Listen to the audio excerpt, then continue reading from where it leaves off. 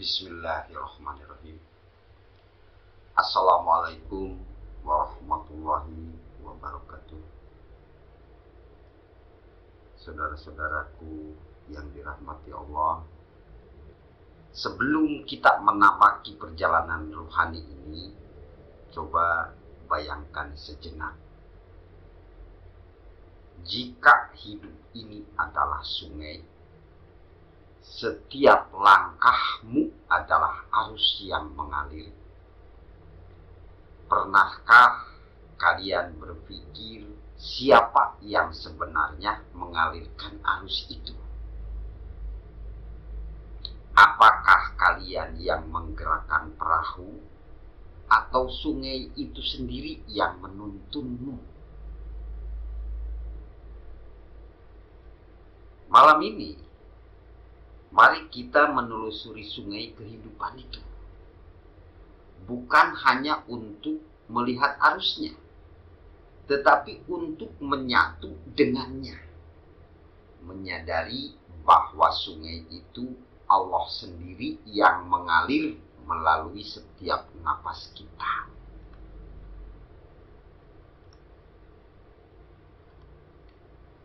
Yang pertama, fana bilah, yaitu lenyapnya diri dalam Allah. Saudaraku yang dirahmati Allah, fana bilah adalah makom paling halus dalam perjalanan seorang hamba menuju Allah. Di sini seluruh wujud manusia, pikiran, hati, keinginan, dan ego perlahan-lahan melebur dalam kesadaran ilahi. Segala rasa aku sirna, ego hilang, dan yang tersisa hanyalah pandangan, yaitu tiada pelaku, tiada pencipta selain Allah. Inilah makom para arifin, para penempuh jalan cinta ilahi yang telah menanggalkan keakuan. Mereka tidak lagi melihat diri mereka sebagai pemilik perbuatan, melainkan menyaksikan tazali Allah yang bekerja melalui setiap langkah, setiap kata, dan setiap nafas mereka. Al-Junaid Al-Baghdadi, sang sufi agung, itu pernah berkata, fana adalah hilangnya diri dalam kehadiran yang maha besar. Artinya, fana bukan sekedar hilangnya ego, tetapi tersebabnya hilangnya diri itu adalah karena terserap seluruh wujud ke dalam cahayanya. Segala yang tampak kini adalah manifestasi kehendaknya. Allah berfirman, segala sesuatu akan binasa, kecuali wajahnya. Dalam Quran Surat Al-Qasas ayat 88. Dan Rasulullah SAW mengingatkan, tidak sempurna iman salah seorang di antara kalian hingga hawa nafsunya mengikuti apa yang aku bawa. Hadis riwayat An-Nawawi dalam Arba'in. Dalam makom fana, seorang hamba tidak lagi menyandarkan perbuatan pada dirinya sendiri. Ia menyadari bahkan nafasnya, denyut jantungnya, dan setiap geraknya bukan miliknya, melainkan tazali Allah yang bekerja melalui dirinya. Bayangkan, ketika kamu berbicara, bukan kamu yang berbicara. Ketika kamu bergerak, bukan kamu yang bergerak. Ketika kamu mencintai atau bersedih, bukan engkau yang merasakannya. Semua itu hanyalah perwujudan kehendaknya. Seperti sungai yang mengalir melalui wadah yang kosong.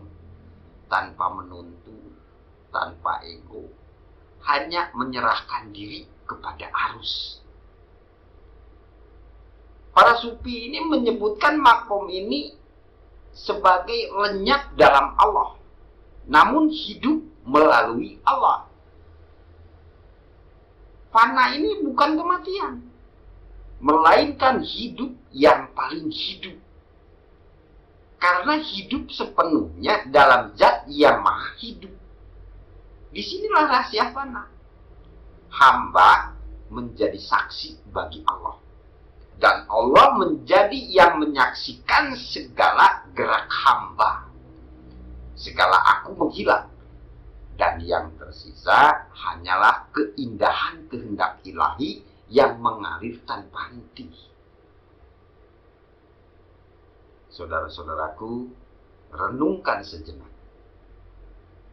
Jika setiap napas, setiap detak jantung, setiap gerakmu adalah kehendak Allah, maka apakah masih ada rasa takut, ego, atau kesedihan?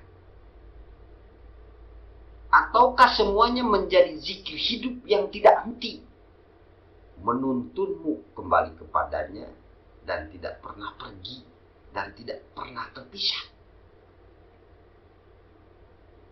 Fana bila adalah taman keheningan di mana jiwa tidak lagi mencari, karena yang dicari telah menempati seluruh ruang hatinya. Dan dari taman fana inilah seorang hamba akan siap melanjutkan ke perjalanan ke makam berikutnya, yaitu filah, hidup di dalam Allah. Dan akhirnya baqo bilah, bertahan dalam keabadian kasihnya. Yang kedua, bilah, hidup dengan kesadaran bahwa segala sesuatu terjadi dengan Allah. Saudara-saudaraku yang dirahmati Allah, setelah hamba menempuh fana bila, lenyapnya diri dalam cahaya Allah, datanglah makom bilah, yaitu sebuah kesadaran yang jauh lebih hidup, bahwa segala daya, gerak, ilmu, dan kekuatan hanyalah karena Allah. Ini bukan sekedar lenyap, bukan sekedar melepaskan ego, tetapi hidup dengan Allah dalam setiap detik, dalam setiap tarikan napas, dalam setiap perbuatan. Hamba tidak lagi berkata, aku berbuat ini, aku berbuat itu, melainkan menyadari bahwa semua yang terjadi adalah Allah yang bekerja melalui dirinya. Allah berfirman, dan tidaklah kamu melempar ketika kamu melempar, tetapi Allah lah yang melempar. Dalam Quran surat Al-Anfal ayat 17. Ayat ini mengingatkan kita bahwa setiap perbuatan manusia bila disertai kesadaran ilahi sejatinya adalah perbuatan Allah yang menampakkan diri melalui hambanya. Seseorang yang hidup dalam makom bila, bahkan gerak tangannya, kata-katanya, atau pikirannya menjadi manifestasi kehendak Allah. Rasulullah SAW menegaskan, makom ini melalui doa yang paling sederhana namun paling dalam maknanya, yaitu la haula wala quwwata illa billah. Tiada daya dan kekuatan kecuali dengan pertolongan Allah. Hadis riwayat Bukhari dan Muslim. Jadi doa ini bukan sekedar kalimat, tapi kunci kesadaran bilah. Dengan mengucapkan dan merenungkannya, seorang hamba menyadari bahwa setiap kekuatan yang ia miliki hanyalah titipan Allah. Bahwa setiap ilmu yang ia pahami hanyalah pancaran hikmahnya. Dan setiap keputusan yang dia ambil hanyalah bagian dari kehendaknya yang menampakkan melalui diri, melalui langkahnya. Jadi hidup dalam makom bila berarti beramal dengan kesadaran penuh, tidak mencari pujian, tidak menuntut hasil, tidak menyandarkan keberhasilan pada diri sendiri. Segala perbuatan lahir dari hati yang sadar sepenuhnya bahwa ini semua karenamu ya Allah, aku hanyalah saranamu. Rasulullah Shallallahu Alaihi Wasallam bersabda, orang yang kuat bukanlah yang mengalahkan orang lain, tetapi yang mampu mengalahkan dirinya sendiri. Itu dalam hadis riwayat Bukhari dan Muslim. Dalam makom bila, mengalahkan diri sendiri bukan sekedar menahan hawa nafsu, tetapi menyerahkan seluruh kapasitas diri, kekuatan, akal, ilmu, tenaga, kemampuan sebagai sarana untuk Allah bekerja. Hamba menjadi wadah di mana Allah menampakkan diri tanpa meninggalkan dirinya sepenuhnya, tetapi hidupnya terselubung kesadaran ilahi di setiap detik. Bayangkan sobat, setiap napasmu bukan lagi sekedar kebutuhan fisik, tetapi zikir yang hidup. Setiap langkahmu bukan lagi sekedar perjalanan, tetapi ibadah yang bergerak dalam kehendaknya. Setiap senyummu bukan sekedar ekspresi, tetapi manifestasi kasih Allah yang menembus hati orang lain. Inilah makom bila. Hidup bukan lagi untuk diri sendiri, tetapi hidup untuk menampakkan Allah dalam segala yang kita lakukan. Di sini, hamba merasa kuat tanpa kesombongan, hati tanpa keterikatan, dan berbuat tanpa kepentingan pribadi. Barang siapa bertawakal kepada Allah, niscaya Allah akan mencukupinya.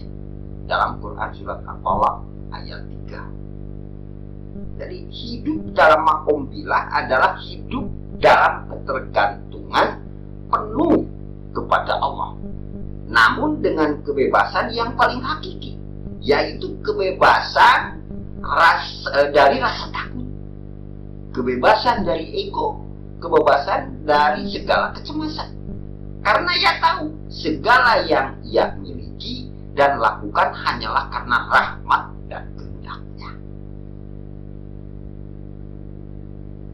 Segitu dulu ya, nanti dilanjut lagi.